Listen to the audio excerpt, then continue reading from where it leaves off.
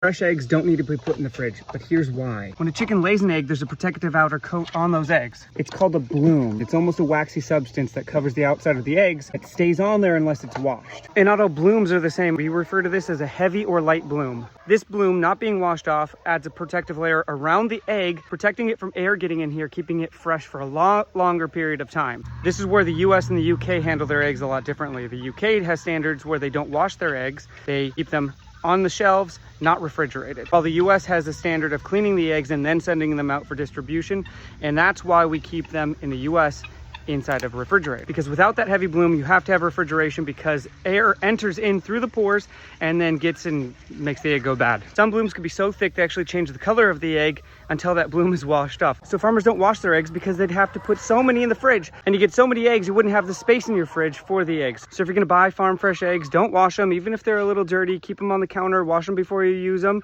and then they're good to go. It's the best way to eat eggs.